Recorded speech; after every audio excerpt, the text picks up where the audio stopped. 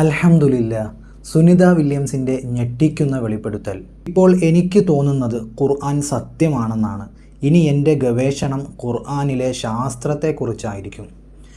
ഈ ഒരു ചിത്രവും ഈ ഒരു ടെക്സ്റ്റ് മെസ്സേജും ഇന്നലെ മുതൽ വാട്സപ്പ് ഗ്രൂപ്പുകളിലൊക്കെ ഷെയർ ചെയ്യപ്പെടുകയാണ്. പ്രിയപ്പെട്ട വിശ്വാസികളെ, ഇത് ഫേക്ക് മെസ്സേജാണ്.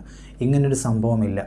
ഇസ്ലാമിൻ്റെ ശത്രുക്കളും യുക്തിവാദികളും നാസ്തികരും മുസ്ലിങ്ങളെയും ഇസ്ലാമിനെയും പരിഹസിക്കാൻ വേണ്ടിയാണ് ഇത്തരത്തിലുള്ള വ്യാജ പ്രചരണങ്ങൾ നടത്തുന്നത്. ഈ ഒരു ടെക്സ്റ്റ് മെസ്സേജിൽ പറയുന്ന മുഴുവൻ കാര്യങ്ങളും ഫേക്കാണ്. സുനിത വില്യംസ് ഭക്ഷണം തീരാറായപ്പോൾ മുസ്ലിങ്ങൾ നോമ്പ് പിടിക്കുന്നത് പോലെ രാവിലെയും വൈകുന്നേരവും മാത്രം കുറേശ്ശെ ഭക്ഷണം കഴിച്ചു, ഒരു പ്രത്യേക ഉന്മേഷവും ഉണർവും തോന്നിയെന്നും അതേപോലെ പരിശുദ്ധമായ ഖുർആനിൻ്റെ ഇംഗ്ലീഷ് ട്രാൻസ്ലേഷൻ ഡൗൺലോഡ് ചെയ്ത് വായിച്ചു എന്നൊക്കെ പറഞ്ഞ് പല കാര്യങ്ങളും പല കള്ളത്തരങ്ങളും ഈ ടെക്സ്റ്റ് മെസ്സേജിൽ ഉൾപ്പെടുത്തിയിട്ടുണ്ട്. പാവപ്പെട്ട സാധാരണക്കാരായ ഇസ്ലാം മത വിശ്വാസികൾ ഇതൊക്കെ സത്യമാണെന്ന ധാരണയിൽ ഇത് ഫാമിലി ഗ്രൂപ്പുകളിലേക്കും ഇസ്ലാമിക ഗ്രൂപ്പുകളിലേക്കും ഷെയർ ചെയ്തുകൊണ്ടിരിക്കുകയാണ്. ദയവ് ചെയ്ത് നിങ്ങളാരും ഇത് ഷെയർ ചെയ്ത് പ്രചരിപ്പിക്കരുത്. കാരണം ഇത് ഇസ്ലാമിനെ പരിഹസിക്കാൻ വേണ്ടി യുക്തിവാദികളാണ് ഇത്തരത്തിലുള്ള മെസ്സേജുകളൊക്കെ പടച്ചുണ്ടാകുന്നത്.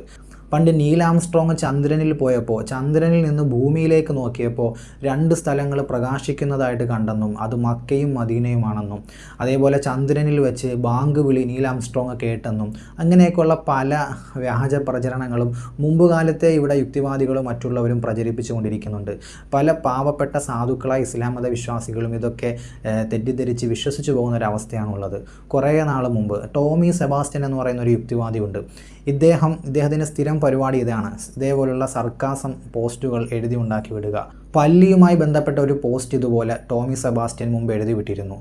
ഇത് കിട്ടിയ പാടെ വാട്സപ്പ് ഗ്രൂപ്പുകളിലും ഇസ്ലാമിക ഗ്രൂപ്പുകളിലുമൊക്കെ ഇവരുടെ ഫേക്ക് ഐഡികൾ, ഫേസ്ബുക്ക് ഇസ്ലാമിക് ഗ്രൂപ്പുകളിലൊക്കെ ഫേക്ക് ഐഡികളിലുള്ള പല നാസ്തികരും ഇതുകൊണ്ട് പോസ്റ്റ് ചെയ്യും. പാവപ്പെട്ട ഇസ്ലാം മത വിശ്വാസികൾ ഇതൊക്കെ സത്യമാണെന്ന് കരുതിക്കൊണ്ട് ഷെയർ ചെയ്യും. അന്നുള്ള കോണ്ടൻറ്റുകൾക്ക് വക കിട്ടാൻ വേണ്ടി കാത്തിരിക്കുന്ന യൂട്യൂബേഴ്സും ഇൻസ്റ്റഗ്രാം ഇൻഫ്ലുവൻസേഴ്സും ഒക്കെ ഇതൊക്കെ സത്യമാണെന്ന രൂപത്തിൽ യാതൊരു തരത്തിലും റെഫർ ചെയ്യാതെ, അതൊന്നും ഫാക്റ്റ് ചെക്ക് പോലും ചെയ്യാതെ വീഡിയോ ചെയ്ത് ആകെ നാണക്കേടിലായ അവസ്ഥ വരെ ഉണ്ടായിട്ടുണ്ട്. ടോമി സെബാസ്റ്റ്യൻ്റെ പല്ലിയുമായി ബന്ധപ്പെട്ട ഇതുപോലൊരു സർക്കാസം പോസ്റ്റ് മുമ്പൊരിക്കൽ ഒരു ഉസ്താദ് വീഡിയോ ചെയ്തു. കിട്ടിയ പാടെ അതെടുത്തൊരു വീഡിയോ ആക്കി മാറ്റി. ഉസ്താദ് ഇത് അബദ്ധം പറ്റിയെന്ന് മനസ്സിലാക്കിയപ്പോൾ ആ വീഡിയോ ഡിലീറ്റ് ചെയ്ത് കളഞ്ഞു. പക്ഷേ അത് നാസ്തികർ അതിന് മുമ്പ് തന്നെ അത് കിട്ടിയപ്പോൾ തന്നെ ഡൗൺലോഡ് ചെയ്ത് സേവ് ചെയ്ത് വെക്കുകയും പിന്നീട് കുറേ നാൾ ഇതിങ്ങനെ ഫേസ്ബുക്കിലും യൂട്യൂബിലുമൊക്കെ വലിയ ആഘോഷത്തോടു കൂടി അവർ കൊണ്ടാടുകയും ചെയ്തു. അപ്പോൾ ഈ സർക്കാസം എന്താണെന്ന് മനസ്സിലാവാത്തവരാണ് ഇതിൽ വീണു പോകുന്നത്. ഈ ഒരു പല്ലിയുമായി ബന്ധപ്പെട്ട ഈ ഒരു മെസ്സേജ് നോക്കിയാൽ നമുക്ക് കാണാം. ഇതിനകത്ത് ടോമി സെബാസ്റ്റ്യൻ എഴുതിയിരിക്കുന്നത് ഇങ്ങനെയാണ്: നെതർലൻഡിലുള്ളൊരു ശാസ്ത്രജ്ഞൻ ഇലക്ട്രോൺ മൈക്രോസ്കോപ്പ് വെച്ച് പല്ലിയെ നിരീക്ഷിച്ചപ്പോൾ പല്ലിയുടെ ശരീരം അണുവായുധ ഫാക്ടറിയേക്കാളും അപകടകരമാണ്. ഈ പല്ലിയുടെ ശരീരത്തിൽ നിന്ന് ഡൈഹൈഡ്രജൻ മോണോക്സൈഡ് പുറത്തുവിടുന്നുണ്ട്.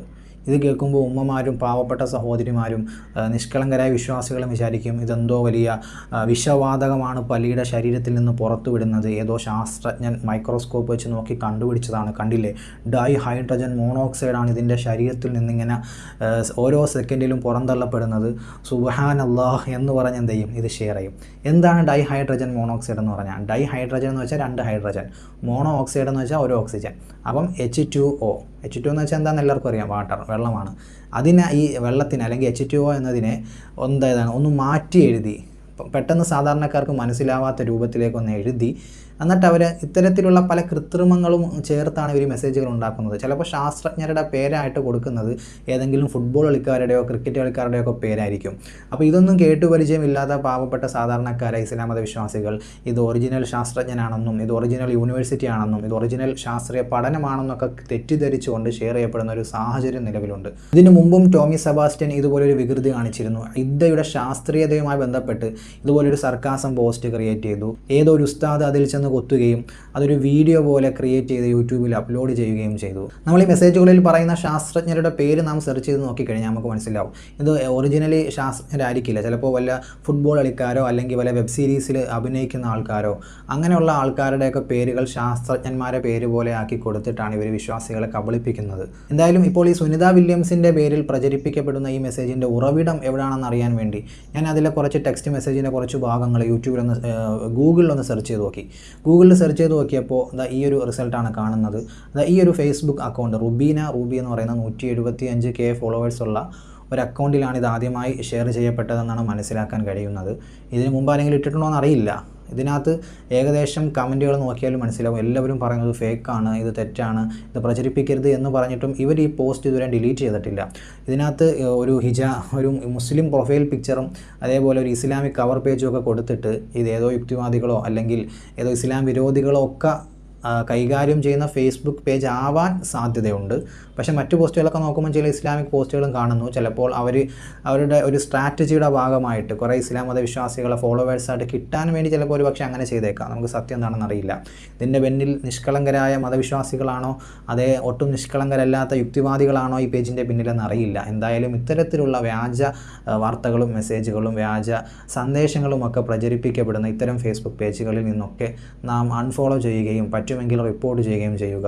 അതാണ് നമുക്ക് ചെയ്യാൻ കഴിയുന്ന ഒരു പ്രതിരോധ മാർഗ്ഗം എന്ന് പറയുന്നത്. ഇത്തരത്തിലുള്ള ഒരു പ്രചരണങ്ങളിലും നാം വീണു പോകാതിരിക്കുക.